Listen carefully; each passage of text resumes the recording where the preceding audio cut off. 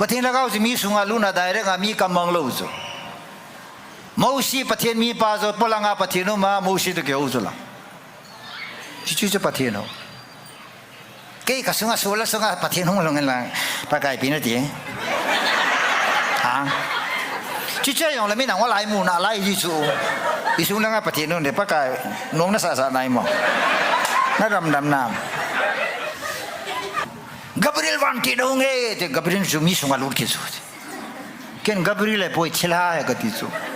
ayis mi sunga lu na thu sai chu satan tai lo nowhere in the bible la hita bang chu sagaw be dai ra lu na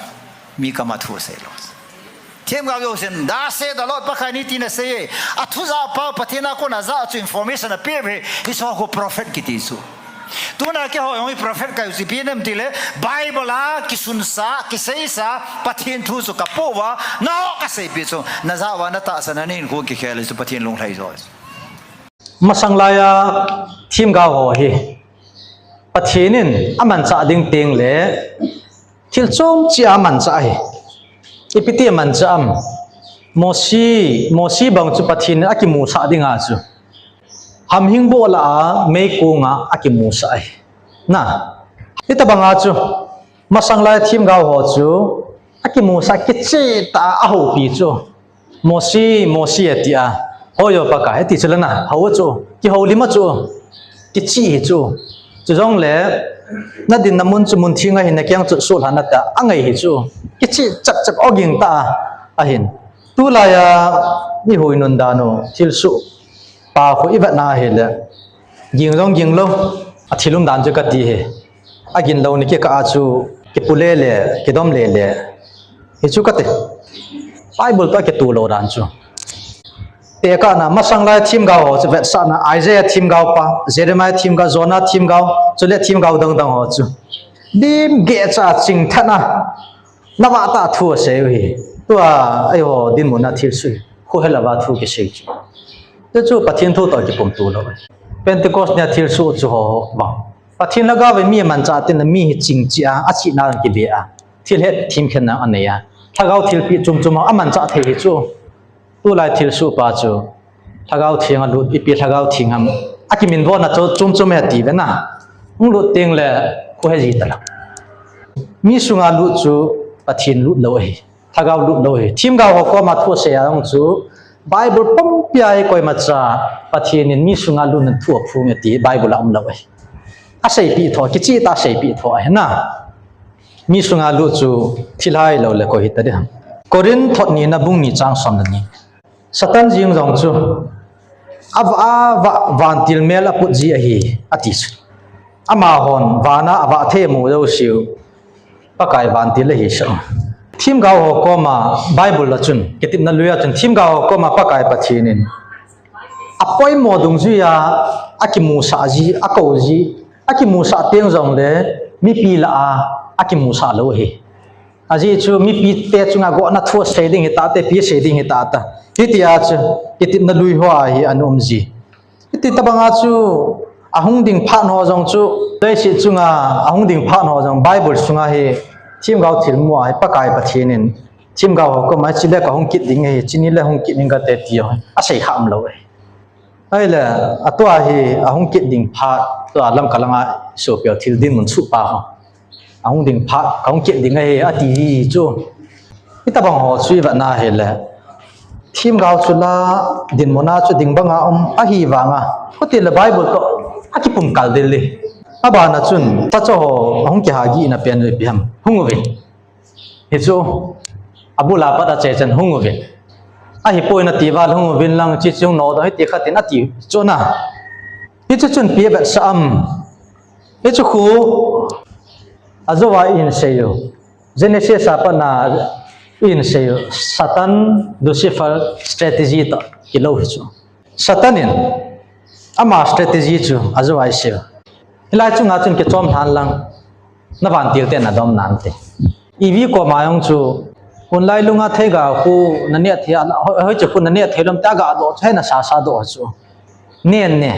na ne le pathin ma sat pathin to na ba ding ati chu hi cho chui va na hi le Satanin ana to na ding hi mun le mur gon tup sana koi ji to ajong chu pai ten ve to bible hi kitip na luya pa na hin pak ta in ane ve leven satan kitipa hi si dan na ni kidang hi su mi loading chu satan hi van ga ma jong anum sa hi ti hi su mi lo di wa hi pathin thil sim hola kha hi chu lucifer scholar hona seina chun satan hi pathin lo to na nga tup ding hola a van ti hola kha de ti cha alal to na nga tup ding akut ti le van ti la kha lucifer ke ti pa chu pathin van ga ma jong anum sa pathin na mu na jong anum sa tin hi chu a ki hoi tho sa ji la kilit sa ji le pathin dawa panji a pathinin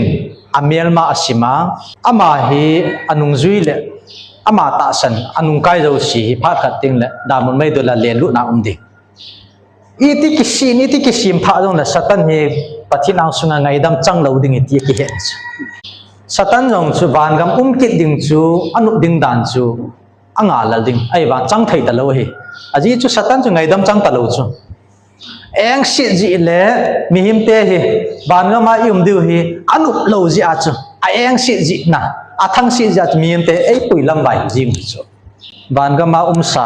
pathin lung yel ngai tu ho he sa khan tu a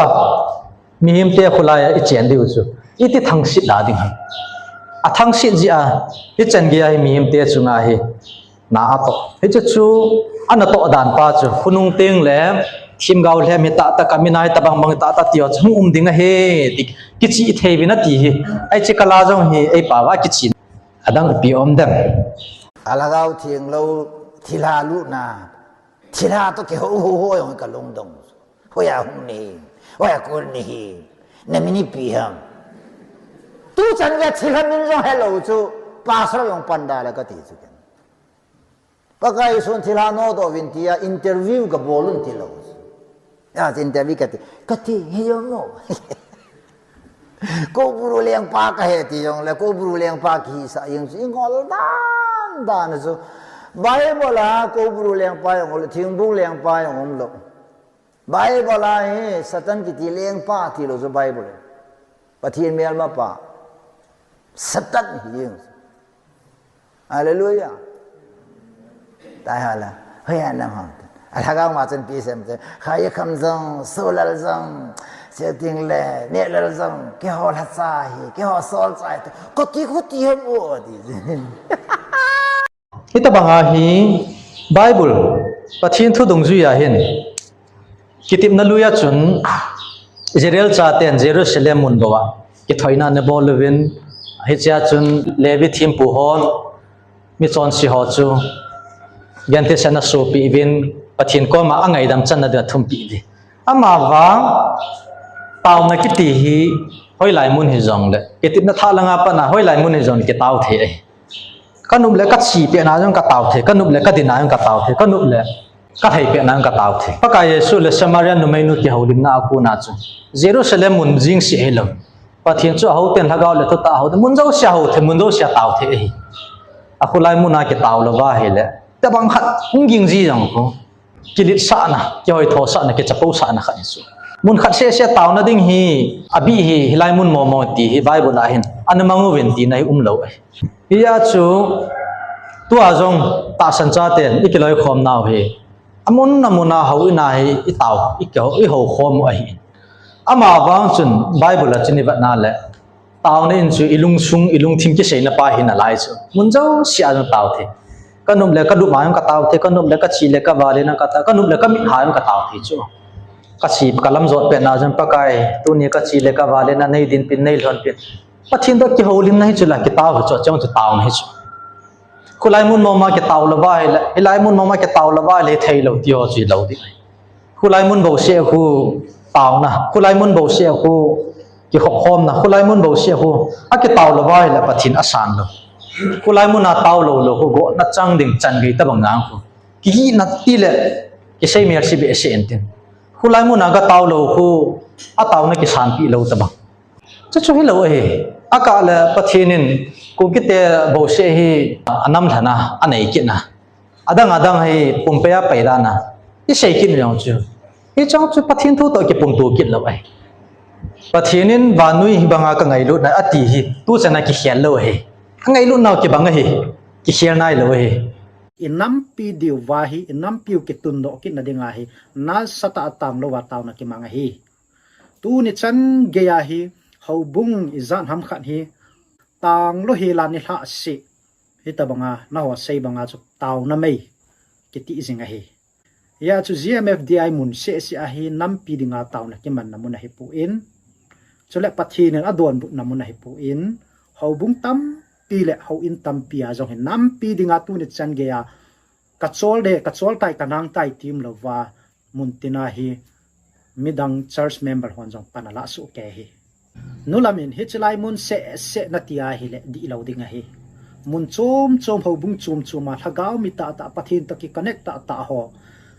jingka ni hla si a fel lo wa taw namang ho am ho struggle ho zo se hi pan na be hi na ti na tabang hi namu se na hi ta na hi ya chu pathinin GMFDI mun se atipon hi mun zo si a hi pathin ki bon khom si hi in muna jong taw na ki man hi to GMFDI se na tia hi le in muna en ne na dinga taw na jong chu GMFDI hungman ngai de dan khan nom ta na hi aji chu phat theina zo si chu phat thei thum ho pathina ko na pan pina thum ho chu GMFDI lung masalowa at ahung po do loading hi le tunia pana hi en ne na diu wa jong taw na man ta loading imut na jang taw na man ta loading i vai ko na dinga jong a hi lo le in sunga phat thei chan na dinga jong i taw na man ho hi mo he ding tam ti hi question ka bor no min hi GMFDI hi Gospel Ministry for Disabilities India kitia hi in it's hi disabilities ho dinga hi ministry khada hi in pa chanam le na hi naki patti lai chu a hoin ki paw me na hi a hin la tu hin thagau bu ki no do namun thagau bu a ki chip namun thagau bu ki bul namun ahung heta na hi hetia hi ji chun GMFDI kiti pa amining pa ta hi asel mang tan ali khu ta na hi hi chu chom thei ta lo ji a hi veleu chun satan ki chip na a hi ta na hi GMFDI hi Gospel Ministries for Disabilities India Hizalovin Gossiping Ministry for Demonization India zo asu ta na hi iti he ja chu kisai sian namun kidam namun chule hichulai thil habu vop ki bol namun a hi ta ja chu GMFDI chu hi chun ali khu he ta na hi galung ke panin GMFDI te ni pian seyum ha thi san long de ngai nai san long de hi kami te thi san lon ka veng am pu de su ken kami te ti su koi sin ham a definition di lo bisa kami te ti su nei le ding am kami te uma chula e ho ding am kami te uma chula pa thin ding am mi te uma chula thila pa ding am mi te uma chula koi pen mi te ham hin khol do ven ka ti gala thi san lon lo la bong noi ba long dam ka ti no Yesu prophecy ngai lupia su on jong het sula sila pa het na het sula ikikap tu la thi san long di sula iti bong noi long ding hallelujah abana Gabriel in thu hom saye Gabriel su pakai su pin masanga ke mangsa su Yesu Christa pin nga su Gabriel na sei dum talo su ai su patina da message information alo pi pen su Yesu Christa hom pen ding thu e su ani na Gabriel chu mi sunga lut lo chu Gabriel chu pam langa dinga pulanga mi pa pam langa Gabriel ki hoai chu kasunga hin Gabriel hum lu lang na dam nam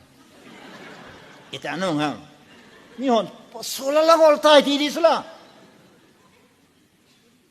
joten head is vantilin mi possessable ngai lo mi possessable chu satan ai chu Sula satan su pakai sun pisa Matthew chapter 10 verse 8 chi vilang no do vente ko ham thila no do ding so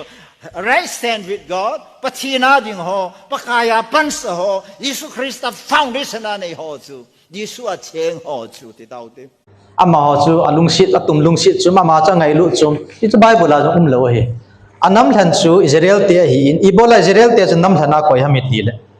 pakai pathin mihim te hu do theina ding lampi sim tu ding le pathin thu preserve ani bolding pathin thu ani ching tu ani beng tu dang ai zerial te ne than hi chu hi bovin a purpose chu hi bovi hi che banga chu bible in wang chun van ga ma I chen ding ho jong hi ama ta sana mi piang tha ho na ding in asejen a hi wanga isu pi ho hun van gam jong hi thum do tho theida na kha gel na aka la akota ra nan se do le separate administration I thum ba I thum do tho ki ong ki lo thimi chu hi lo ai ha thum mana ki pi ding hi lo ai chi banga chu van gam lu na ding jong hi ha thum mana pi ding hi lo a su na da na an na lo liu ai lo le na tong lo li ba I ga taw ta wa thum do tho ding gu jong le ki thei lo hi van gam ke ti chu in kilo do tho ding ai kilo do ki ti chu ta san wang le na to wanga chu jong le ama zala hu hing na I chan na diu bo chu hi in chu hi lo wa taw do tho ding thum do tho ding gu jong pa ko jong chu bible ta ke tu pui aka kum la hin pathinin agun sa heta agun sa ke san jong ni khule pha na postpone hong ki bol ho ta bang na pathinin khat ve ase atep sa chu ka chun namasun ngai lo ai se ba bible a hi ti le hi lo a hi poi ti le hi lo ai I chu ho bang chu ka chun le I chun le ki sei moji ti ho ta bang ho chu ai lo la gam sung ku pa mudi hung ji ti ho chu hoi chi lien zo bible thu hi lo dan nan pa chu mi him lung yer su to hi dan pa chu kilang ta be se hi tam ta zong le ni chu khat hin tin to ai se bang ba chu bible pathin thu dung ju yang munjo sia ki taw the a hi munjo sia pathini ho theina pha chu a hi toi din mun hi I pia ti le isu pi ho khun khulai mun khel khala taw ding aku ti lo le pathin a san lo ding tabang aku tia he la za dang ho tui khanglin ga la ho tui khanglin ga lai ti ho adang dang ho khilai mun ma ho hung mong wa le lam ka khupi yang khu iket lo me thiu he ke chu ho bang chu hoi time ge lo hi tin cho le gal ki pat ti la lam ka long hon lam kai zo si a ko chu kai ka chi lo ai amo phing san ko thei kai poi ta chi lo kai ka pathin chu Emmanuel le mun zo sao me pathin ho na ding amun ngai poi every place is fine e kulang pathin na ho thei mobile worship ai tai tu khanga mun khana ka ki khal ngai to lo wai na sangayong pathin wa lim ta pathin ho thi ai chia chu chi hi bin ka te sadar his langalam kai ho pastor khat chang na chi lo di pathin ko nai poi ka tis pathin ko nai le pathin o ki za na mun chu specific lo be zon bung li si vetang wa ho ten laga lo thuta ho din hita banga pathin ho so pathin no ho le he ti so number 1 pathin hoi ta na ho no mai le amasata nom namun hi sudi in Kristano minam Kristayo na ngau minam na yung amanom di Kristayo na ngam di hallelujah pathin hi munjo sia thiljo si bol the thiljo si hesu pathin hi pathin hi thiljo si bol the thil sim pa pathin a hi wanga aman apiu a bible to hin a thil bol ho ki kal ngai lo ding hi a ki kala he le amalim le mel pu a mi ki le me hi ti chu khat nai su mi lo di bai tun tua thil su khu iba na he le aminum lo he e hon GMFDI ti hu GMFDI khu nu nei lo pa nei lo mit so elbai ki koi nei bo cha e chu khu ministry hi in nang la ke bol thei lo pathin thil pi la ministry give khat hi chu khu a chomin ka koi ani chan na thagau gi lo thagau phalo no do thei na chang hu give he nang la ke bang chi i bol thei lo ama wang chu hi ta bang ho chu pathin thil pi au chu chum hi in nang le ke yang chu lam chum ma ke chang mai thi kin jong chun ta san na za la khat ka taw pi a dam the e ta san na wa nga chu pathinin ama chu ka taw pi wa nga pathin lungat thlei lo wa dam di lo ding ai pathin ku na ngap la ngai ki nei cho he e on ni thum tiung la te chu agui hun lo teng le i taw na pa di lo ham khat su do da na i gel ji hu chu i taw teng le pakai na lunga hi le ichi ama ka supi paidam sen iti pakai lung thaina koi do nga he chu pakai na lunga hi le pakai nang phana sa ti nga hi yana jong chu khat ani na chu pakai na minin Jesu minin chin i bola chu authority hi na chu agilo pa satan jong chu dingam lo ma he ejete ni chu ani ni a khata hi ban joma chun to a isei pau hi thu phu ni ti hu chu phung ki phung ji a GMFDI ke ti chu a subject chu me hi nu nei lo pa nei lo mi cho elbai adamo a sa ho ki vet kol na he chimun chu hi thagau thilpi achuma thila sanga no do na chong chu thagau thilpi achume hi mancha di le pathin lo pi na hi i mancha di lo le pathin lo pi zo lo ding hai cha jong chu ta thupu ni ti pa ko hi chimuna om ta ya chu amun le au kam pa ko chum chum su do a mi atam za khon ji me dia ko pya nu la ki no jing dang khana chu mi bang khar khun ata sana khun ya ni ke sheyong la van ga ma ke ma sa ba adang si me di la dana imu chu ai chan ge yong chu mai i sei no mu chu i chia khun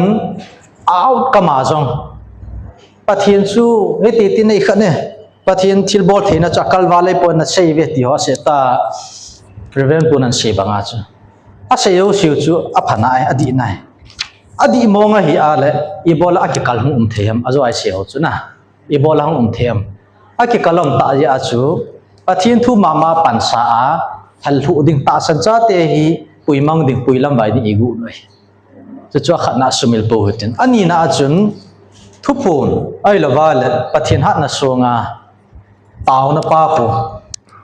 be si chu athupun hung i khat theina dinga chu athupun pa hi mi ong ke khop khom theina dinga chu taw na a ko kilale a taw na chu ki thie hi lovin a taw na chu ki ma hi lovin a taw na chi a taw na ngai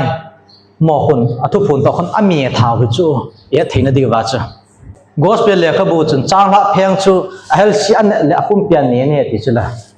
chi gospel le khabu ki sei banga changla pheng ahel si athin lo wai apum pia thing lo he ti banga chu a taw na ku ki mi a taw na chu ki the hi pun mi bang khan taw na dem ve taw na the ve taw na mo ni ti tin na sei ve a ki mi ji a chu di ta lo he tun jong ke bang chu pastor ho bang chu reverend ho bang chu bendel aga ke tung ming kating athilum dan je kate zuki zu na ga chiwing katingon aju chu don lovin sa se ga ne olang mi hin mu dinga chu achi dan ka ging mu ilo ha aju chu don hi ing katiu asa se lung thieng se lan ga ne ne jion mi mu dinga chu da ji thi ka hi ta lo pi chu ka se yo chu ko ni thula ta diu ata sa do la chun aju chu ga don hi u jong lang lam kai pi pu khat dinga chu ko na munu chu di ta lo chu la na hi chi muna chu khat ka ga tir kho chu phana asa ga ne num ja ga chi chi le ba bendel asa se ga ne ne lang min ya so ma chi na khat nei ben tep khan te phem khat ai cha ching na ba di chu mi mu dinga zong ki hing zo ta lo ding ai chi banga chu a taw na pa chu ata san cha te ei hi na ya hi che hi na ku na cha thu phun pa hi a mi ji ji iti pa chu chu hi che thu phun na chun thu phun no a khun bible cha nang ki be la ji bible cha cha sim ji tho chu pa ka jin kan na lungu hai jun hung ki si un ta bun gam ka pi ding nei ve amon sei hi ong la om sa chu la i na dong ki sim thei chu la amon khula sei ji ba cha thil tha hi jo ilo pi chun a bible cha ma hu kote da bol ba aji chu tha bia sei wa la chun bible hi ta lo di chu a bible cha ma ki sei ho khu aji lu no wa a bol zo si kha ji lu no ba ta ko bible sa nga chi zo kha sim kit gu no ta chu bible thu ma ti wang ma chu bible thu to adang ki help pol de lu chu pathin thu chu ki help pol thei lo ai a thing ti la thing ding abu ti la bu ding na pathinang sunga ta san thei i lo di pa chu chang si le chang tam ki sep de ki ti chu chu a si le ta ki sep ding cha hi le hi ki chi hi lo ki chi ding jang ke om ding hi yang he me thi a se ha lang a bol ha lang ti chu hi thei lo ai chu pathinang sunga hi thei lo ai ya chu pathin thil lo si bol thei me yo si he i ama wang he ding chu satan jong chu a thi wang chu a tho do thei lo hi thil lo siang a bot thei tho ai pathia satan thil bot thei na pa lucifer thil bot thei na pa he tha ngai je na ama wang chu ka kum la ai mun na khu gam lang ka he hulai lang ka he sila ka he ke ti khu izat mong ki that he tan a ke that do si jang khu a mong ta chu ama wang chu thagau hi thi thei lo ai thilum da chu na pathin le khabu a chu piam kha ku an bol te ngul le ani sei wal do ji wa ai wa nga cha pan sa na chu pa khom na mun hi ipia a kimin bo na khat ko taw na mei ti ki ti tan thagau mei ti na kon a chen ni kha ai chu ki ti ipia ni ki ti pana kon mei e cho hang oi ta gyal nga he chu thil su ho hi ta sei ba ma chu Bible bang din pi zo pung iti la bang chu thil chu mai Bible sangin thil tha ga ki hol tang iti la thil chu hin tin pathin ko hobin Bible ka din pi ti la Bible a ki mu si bang chu jangkya din pi ding jangkya chi pi ding na pakai so khang je nga yong pakai so nong sei chu nin dung lom ting le thiam gaw hem tam tam do ding ai a hung do se bola dom de ba ji su na sei chu ai so manana ma mu ta zum de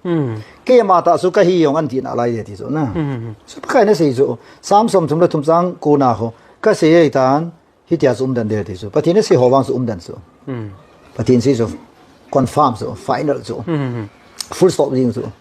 pathin se so koma te koma yang full stop oh da ai khat ja full stop ki ta ding so na ale Jisu Krista su pi ki dam de kolesina se ba mo si chu Jisu a ki si ma mo yo si ji pa ka ya so na ne te ka se so aya chu thim gaul hem ki ti chu ding mong so te le old testament na chu ata sa ma hem tham so ne te ya ale leng te khanga yong khu na leng te ho in ana tha ho khu thim gaul di chu ai chu a se jo siu chu e tu zet wi hong so na ai ba pathin solo thim ga ki zo jara mai tu interview ho sim le na kin ka so lai pui ai ba pakai na sei lo kin ka se ti ho su I so hi ka the de ti yong su pathin lo ha tu la ya chu thim ga si bola ki dem dam na te ga kana thim ga di ta tu new testament na thim ga di ta su ko ha pathin sei so no su thim ga di ta te ga preacher teacher so prophet so to ka on thu ka se prophetic so lo na pin tha lo le ban kam lu lo de chỉ sang à sau vision số, chỉ sang à gạo cái thứ gì cho sau lâu số na, cái tiền lung lên là bên dưới số na, số số, coi mà sao nó khéo thế lâu chứ, mà nói lý sinh là sinh mình thâu bên này là thứ gì na số, lý sinh chung à cái đăng bên số, mi son si khát bắt cái là phụ hình à, ngày đó mà sản số, phụ hình là sản số bài, mấy cái sang bên hết đi số, cái lúc à hết lâu bao cái thô ho, âm đàn số, cái tin, ai lâu lệ, khơi là vào phụ riêng cái thô na, số số cái điểm lâu bên số na. Thấy cái này rồi na, thấy ra rồi. At the same time Hindu background cho vekil là team cao này kêu sao mà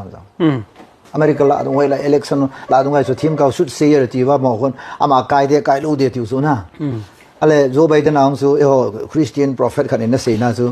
Joe Biden cái lô de hi Donald Trump cái de thì số 100% thì yung số ai vào cái lô số. Yo de zami họ số ní thì gạo thu xe đi lo mà thì ta số là na. Lah,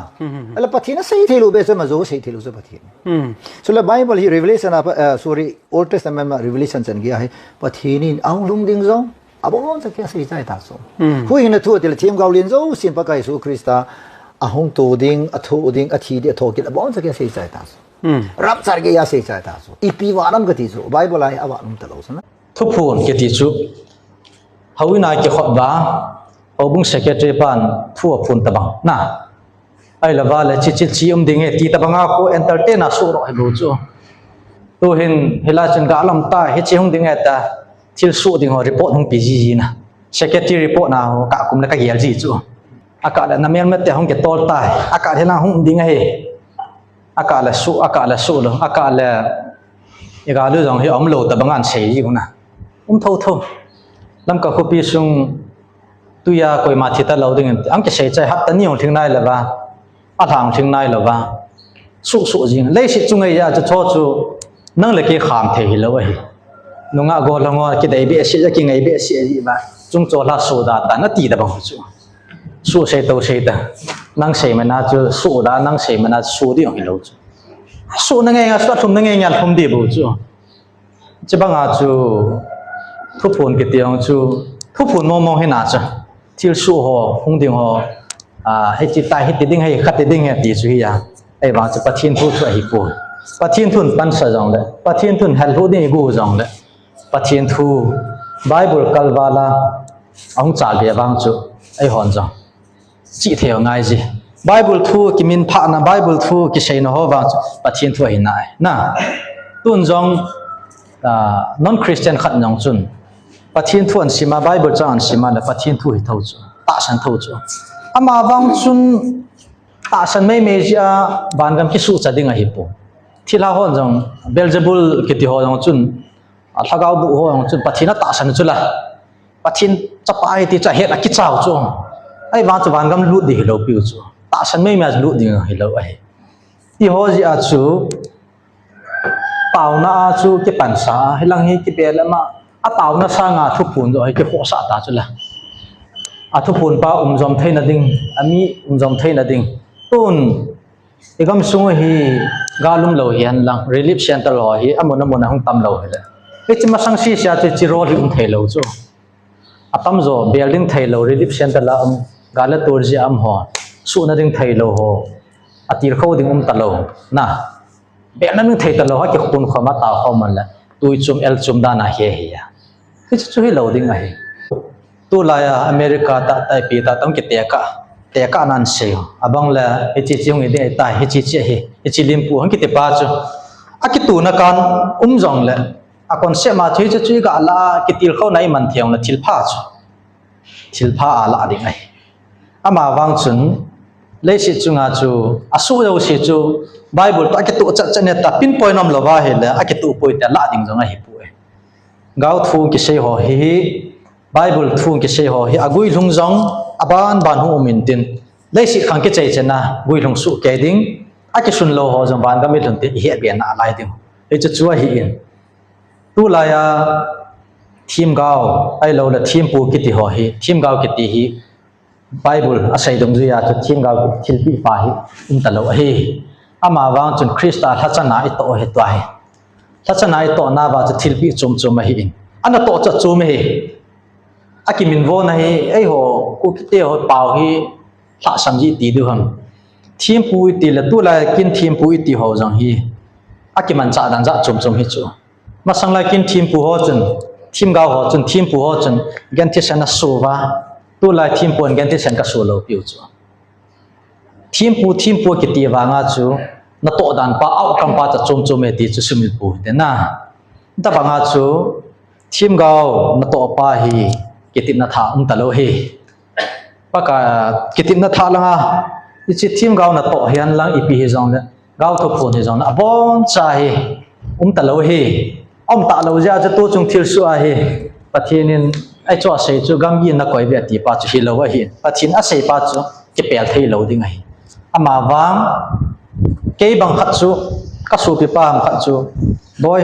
nang khula khun tu na chi wa chi hi o azo la hilanga khun ga lo min ti su kha ke to khan khan te ati chu ka sei pi chu ka ga vian hi chu ka ngai lu ji chu ama wang chun ama dinga thim gao ka hi lo pi chu thim pu ka hi lo pi chu ai ta bang khana ko gel ding ai nia chu khen ngai dan seng giten abelama God never contradict himself pathian chu amalama ki do ngei lo e Bible a khum kha abana sei thi ne dinga pathina malam parmel ki pel pathina malama ki do e ki che pathin ju da ha di we aji chu revelation a he pathina ma ki do ngei lo hin mi zo se kagi sal he